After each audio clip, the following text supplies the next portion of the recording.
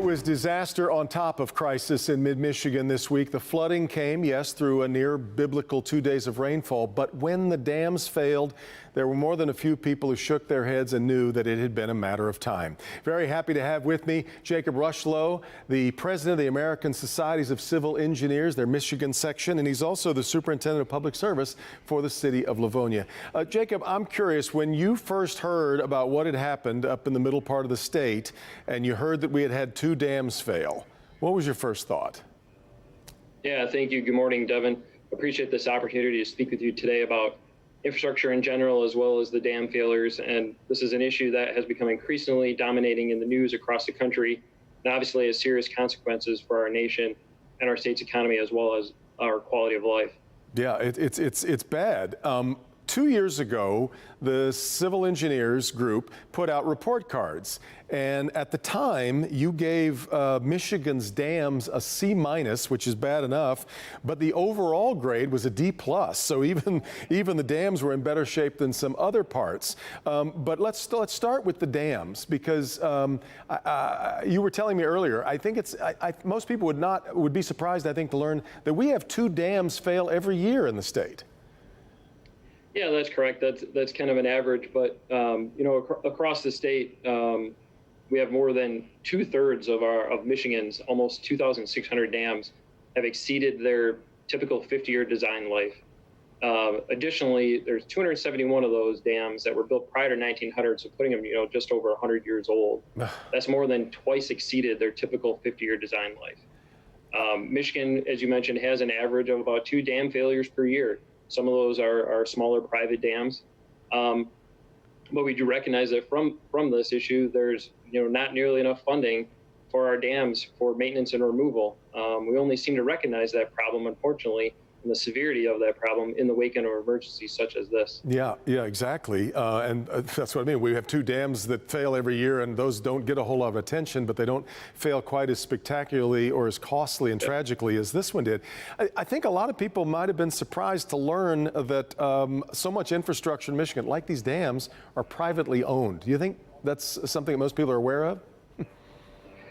I'm not really sure if the general public has that understanding or not. I mean, in the case of dams, there are quite a few that are owned privately. A lot of those were built many years ago by private corporations, building hydroelectric for power generation.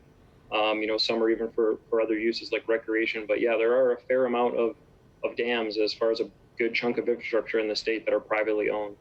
And the cost of upkeep on changing these, obviously we've got regulatory bodies that are inspecting them and all the time and trying to hold people responsible. But the amount of money that we're talking for improving infrastructure in Michigan is an extraordinary amount, I have to believe. It certainly is. And just speaking on dams alone, while we're on that topic, while we have done some overall improvement in condition of Michigan dams over the years, most recently that was actually through the removal of dams. You may have heard some of those that have been removed for recreational purposes and opening up waterways more to their natural state. Really, the state must make more progress, particularly as dams across the state continue to age. According to the 21st Century Infrastructure Commission report, there's about a $225 million need in additional state funding over the next 20 years to manage all of these aging dams in the state. That's $250 billion just on, or I mean, $1 billion just just on dams. Correct, and that's just dams. And when we took a look at our the report card, the infrastructure report card for the entire state of Michigan, that document was created to really help Michigan understand, like you mentioned, the understanding of private versus public infrastructure. Really help Michigan understand the state of our infrastructure. As civil engineers like me, our daily focus is ensuring the health, safety, and welfare of the public through infrastructure. We plan, design, construct, maintain these pieces of infrastructure in our network. And it's not something that we're just trained and educated to do. We know it's our responsibility and our passion. The report card really provides an opportunity to share that information with the public, to help educate the public. We want the public to use that document as a snapshot and a tool to use and engage in conversation about where we are as a state and where we want to be or where we need to be. So we hope that this information provides insight needed to start that conversation across the state. This is one of those things, Jacob, where I feel like you have created this. I think there is this large awareness among Michiganders that we've got to do something. I'm not sure that the will exists in Lansing to make the decisions about how to do it, especially now. And I'm afraid I guess I'm developing a certain skepticism given all of the coronavirus crisis is going to cost us. How are we going to address infrastructure in a year when we've got this kind of outlay on this health emergency? Yeah, I mean, we know that our infrastructure challenges are significant, but we know they're solvable. We think through strategic, sustainable investment, bold leadership, comprehensive planning, and careful preparation for the needs of the future, Michigan's infrastructure will be improved and restored.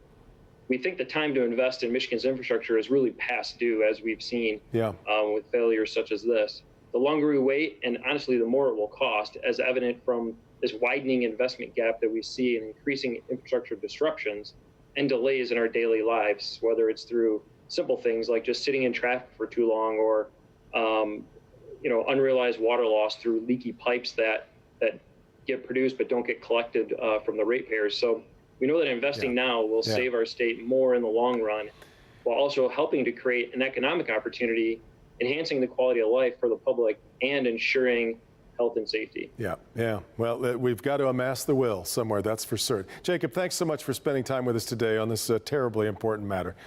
So long. You're very welcome. Thank you. You bet. We'll wrap things up for Flashpoint when we come back right after this.